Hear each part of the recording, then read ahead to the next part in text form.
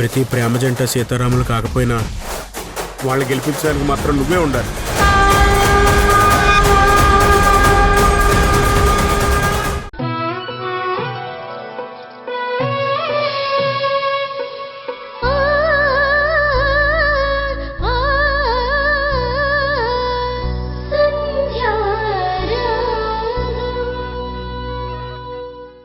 నిజంగా వింధ్య మారిందా?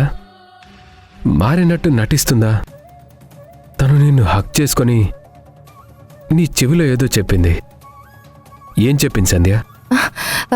ఏం లేదండి, తను పూర్తిగా మారిపోయి సారీ చెప్పింది.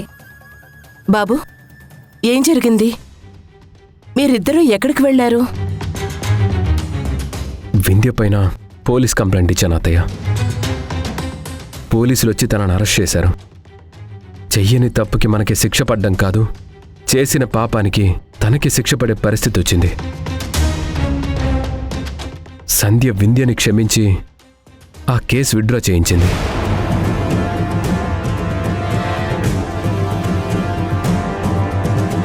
తను మారిపోయి సంధ్యకి సారీ చెప్పింది.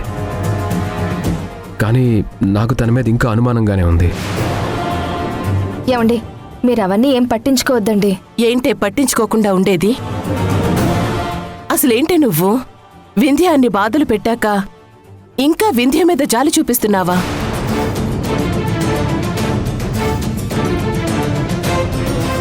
బాబు, మంచికో చెడుకో వీళ్ళిద్దరూ విడిపోయారు.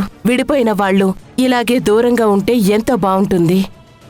మళ్ళీ దగ్గరైతే కొత్త సమస్యలొస్తాయి బాబు.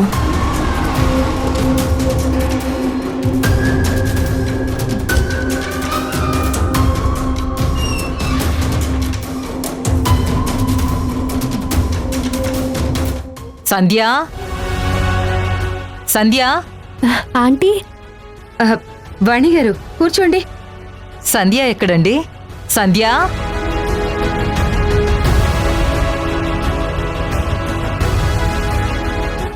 అత్తయ్య, మీరేంటి సడన్ గా వచ్చారు?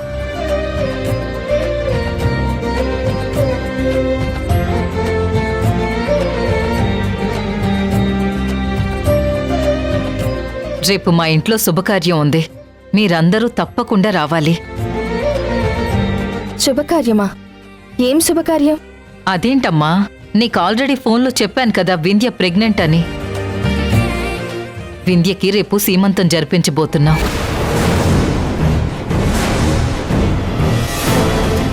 అప్పుడే సీమంతమా? ఓ అదా, సీమంతం అంటే సాంప్రదాయం ప్రకారం చేయట్లేదు.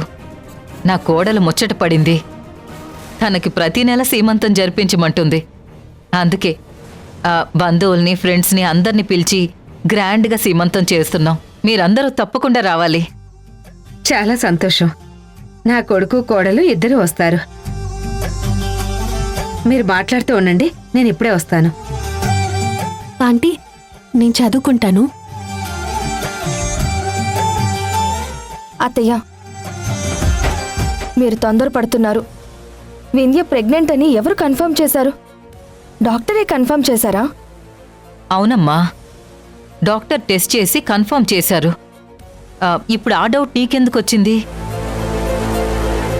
ఏంటి సంధ్య, ప్రెగ్నెంట్ కాదో కన్ఫర్మ్ చేసుకున్నాకే అందరికీ చెప్తారు కదా, కొత్తగా నీకు డౌట్ ఏంటి? ఆహా, ఏం లేదండి. కనుక్కున్నారా లేదా అని అడుగుతున్నాను, అంతే. వాణిగారు, మీరు పెద్దవాళ్ళు. మీరిలా బొట్టు పెట్టి అభిమానంతో పిలుస్తున్నారు, మేం కాదను. కానీ ప్రతి దానికి మేం రావటం ఎందుకు చెప్పండి? ఇప్పటికే సంధ్యకి వింధ్యకి మధ్య కొంత దూరం పెరిగిపోయింది. వాళ్ళు కలిస్తే మళ్ళీ సమస్యలొస్తాయి. ఇప్పుడు అదే విషయం వీళ్లతో మాట్లాడుతున్నాను, ఇంతలో మీరొచ్చారు. వాళ్ళు ఎలా విడిపోయారో అలాగే ఉండనివ్వండి. ఏంటండి మీరు కూడా అలా మాట్లాడతారు? తన తప్పు తెలుసుకుని నా కోడలు క్షమాపణ కోరింది. ఈరోజు తనని పోలీసులు అరెస్ట్ చేసి తీసుకెళ్లారు. మేం ఎవరని చెప్పినా శ్రీకర్ వినకపోతే సంధ్య శ్రీకర్ని ఒప్పించి తన స్నేహితురాల్ని కాపాడుకుంది. అలాంటి స్నేహితురాల్ని వింధ్య వదులుకుంటుందా? మేం వదులుకుంటామా? వింధ్య సంధ్యతో గొడవ పడినప్పుడు కూడా మేము సంధ్య కావాలనుకున్నాం. మీరవన్నీ ఏం మనసులో పెట్టుకోవద్దు. శ్రీకర్, ముఖ్యంగా నీకు చాలా థ్యాంక్స్. నువ్వు సంధ్య మాట మీద గౌరవంతో వింధ్య మీద పెట్టిన కేసుని విత్డ్రా చేసుకున్నావు. నువ్వు చేసింది తప్పేం కాదు. నీ ప్లేస్లో నేనున్నా కూడా అలాగే ప్రవర్తిస్తాను. సంధ్య, ఒక విధంగా నువ్వు నా కోడలు కడుపులో ఉన్న బిడ్డను కాపాడావు. నీ రుణం నేను తీర్చుకోలేను. మీరు తప్పకుండా రావాలి. సంధ్య, తను మారిపోయిందని రాజేష్ కూడా చెప్తున్నాడు. మనిషి అన్నాక తప్పు చేయకుండా ఎవ్వరూ ఉండరు. తను చేసిన తప్పుని మనసులో పెట్టుకుని మీ స్నేహాన్ని దూరం చేసుకోవద్దు. రేపు ఫంక్షన్కి తప్పకుండా రావాలి నువ్వు.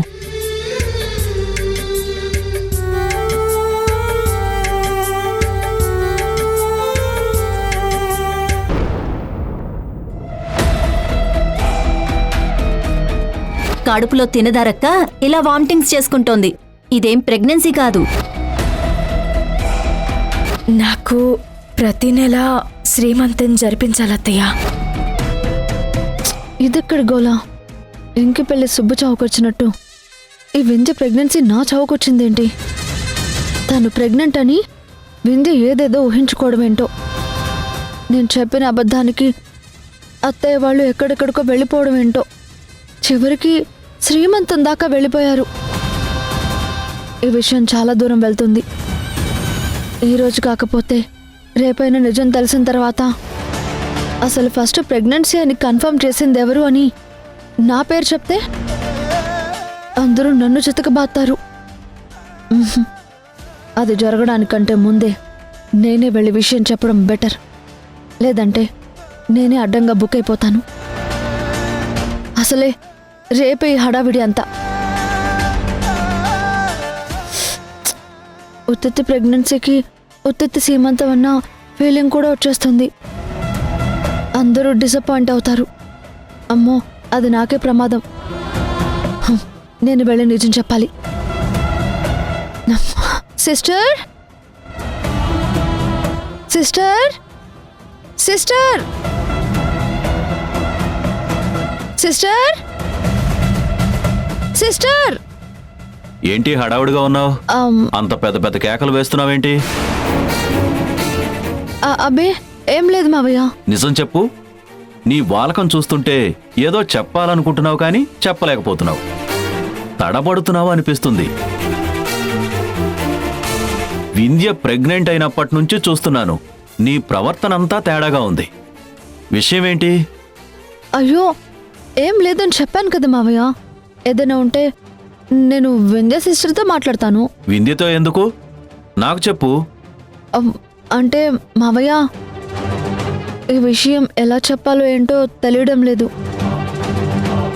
ఒక చిన్న అబద్ధం కవర్ చేయడానికి ఇంకొక అబద్ధం, ఆ అబద్ధాన్ని కవర్ చేయడానికి ఇంకొక అబద్ధం ఆడాల్సి వస్తుంది. మనందరం ఇప్పుడు భ్రమలో ఉన్నాం. భ్రమలో ఉండడం ఏంటి? అబద్ధం ఏంటి? అసలు ఏం చెప్పదలుచుకున్నావో సూటిగా చెప్పు. ఈ డొంక తిరుగుడెందుకు? మావయ్య, అది వింధ్య సిస్టర్. వింధ్య సిస్టర్. వింధ్య తను ప్రెగ్నెంట్ కాదు. నా తొందరపాటు వల్ల వింధ్య సిస్టర్ ప్రెగ్నెంట్ అని చెప్పాను. అప్పటికి మీకు చెప్తూనే ఉన్నాను డాక్టర్ కన్ఫర్మ్ చేయాలని. ఏం మాట్లాడుతున్నావు? డాక్టర్ కూడా చెక్ చేసి వింధ్య ప్రెగ్నెంట్ అని చెప్పింది కదా. మీరందరూ తిడతారని నేను తప్పనిసరి పరిస్థితుల్లో అలా చెప్పాను మావయ్య. అప్పటికి నిజం చెప్పాలని ట్రై చేశాను. కానీ ఈలోపు వింధ్య సిస్టర్ ఉయ్యాల దాకా వెళ్ళింది.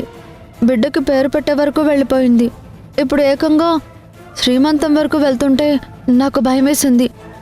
చెప్పకపోతే ఏమవుతుందోనన్న భయంతో చెప్తున్నాను. నిజానికి వింధ్య సిస్టర్ అసలు ప్రెగ్నెంటే కాదు మావయ్య.